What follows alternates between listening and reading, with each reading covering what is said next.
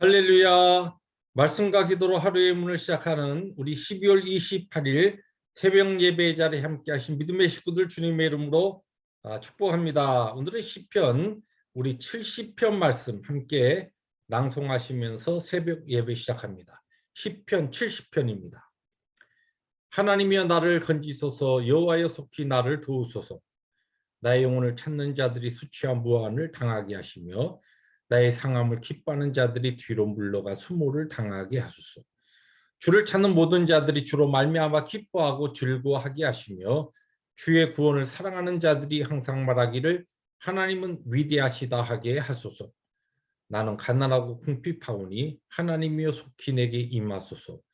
주는 나의 도움이시오 나를 건지시는 이시오니 하나님이여 지체하지 마소서. 아멘. 살아계신 아버지 하나님, 오늘도 참 격동하고 혼란스러운 세상 가운데 하루의 문을 열며 주님의 말씀을 우리들이 함께 앙망합니다. 오늘도 주의 말씀으로 저희들을 건지시고 저희들의 모든 문제에서 온전하신 하나님의 구원을 경험하는 승리하루 되게 하여 주옵소서. 예수님의 이름으로 감사하기도 합니다. 아멘. 오늘 말씀은 욥기서 40장입니다. 6절부터 24절. 조금 긴 문장인데 우리 교독해 나갑니다. 그때 여호와께서 폭풍 가운데에서 욥에게 일러 말씀하시되 너는 대장부처럼 허리를 묶고 내가 너에게 묻겠으니 나에게 대답할지니라. 네가 나의 공의를 부인하려느냐? 너의 의를 세우려고 나를 악하다 하겠느냐? 네가 하나님처럼 능력이 있느냐? 하나님처럼 천둥 소리를 내겠느냐? 너는 위엄과 존귀로 단장하며 영광과 영화를 입을지니라. 너의 넘치는 노를 비우고 교만한 자를 발견하여 모두 낮추되 모든 교만한 자를 발견하여 낮아지게 하며 악인을 그들의 초소에서 짓밟을지니라. 그들을 함께 진토에 묻고 그들의 얼굴을 싸서 은밀한 곳에 둘지니라.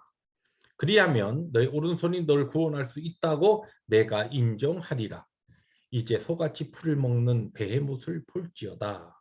내가 너를 지은 것 같이 그것도 지었느니라. 그것의 힘은 허리에 있고 그의 뚝심은 배의 힘줄에 있고 그것이 꼬리치는 것은 백향목이 흔들리는 것 같고 그 넓적다리 힘줄은 서로 얽혀 있으며 그 뼈는 녹강 같고 그 뼈대는 쇠막대기 같으니 그것은 하나님이 만드실 것 중에 으뜸이라. 그것을 지으시니가 자기의 칼을 가져오기를 바라노라. 모든 들짐승들이 뛰노는 산은 그것을 위하여 먹이를 내느니라.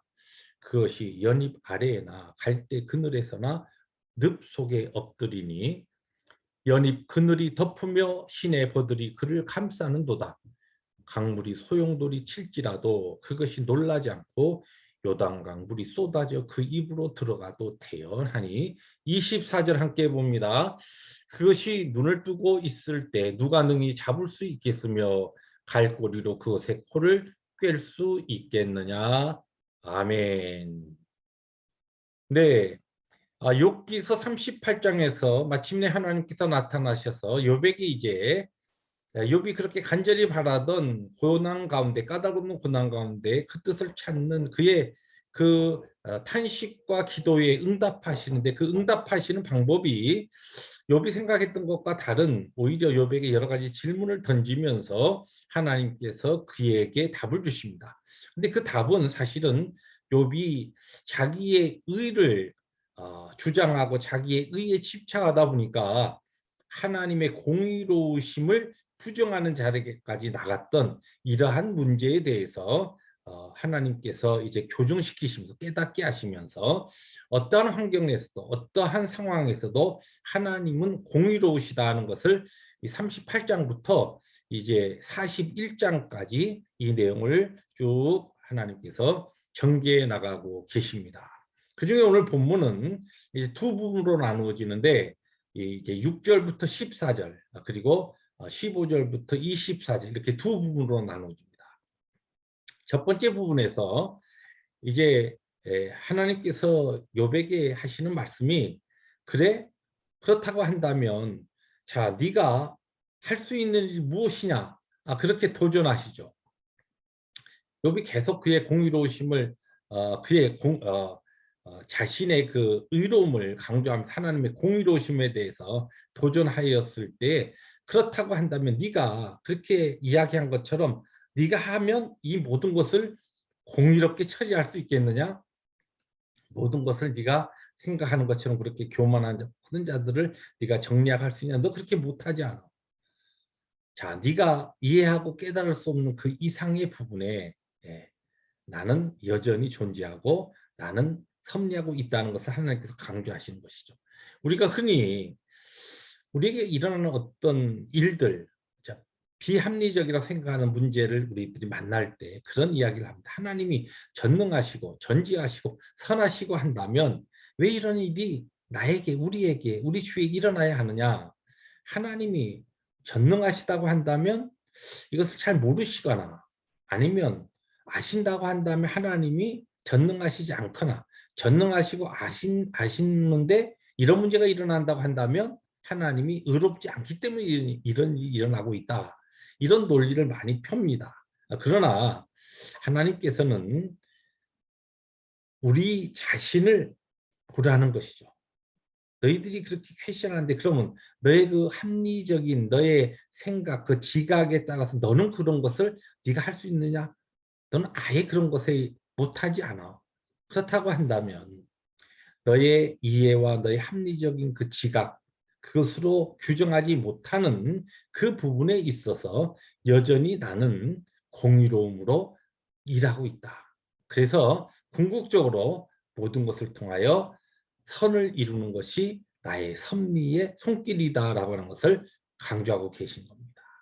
이 앞부분은 그 부분을 하나님께서 욥에게 도전하시고, 뒷부분의 15절부터 24절에서는 지상에서 가장 강력한 힘을 자랑하는 동물인 베무시라, 이 하마로 개역 한글에 번역돼 있죠. 어떤 성경학자들은 이것을 코끼리로 이렇게도 보기도 하지만, 어쨌든 중요한 것은 아주 힘센 이와 같은 짐승, 우리 인생이 볼 때도 참 하나님이 그 동물도 창조하시고 우리도 창조하셨는데, 우리가 볼 때는 우리의 힘보다 훨씬 뛰어난 그러한 아주 힘 있는 그 동물을 보면서 네가 깨닫는 바가 없느냐는 것이죠.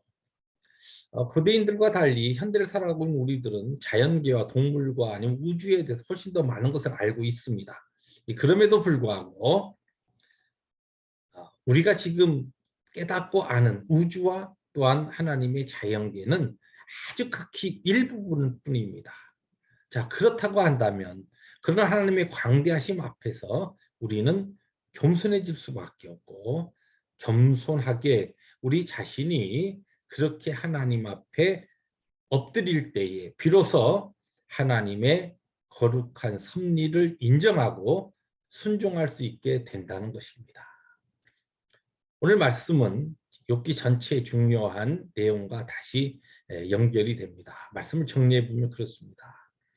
내 의로움을 내세우거나 내 스스로의 교만에서 벗어나서 하나님 앞에 겸손하여질 때에 비로소 하나님의 통치하심, 하나님의 섭리, 하나님의 역사를 우리는 이해하고, 또 이해하지 못하는 부분까지 믿음으로 순종하게 된다는 것입니다. 팬데믹의 깊은 골짜기가 아직 끝나지 않았습니다.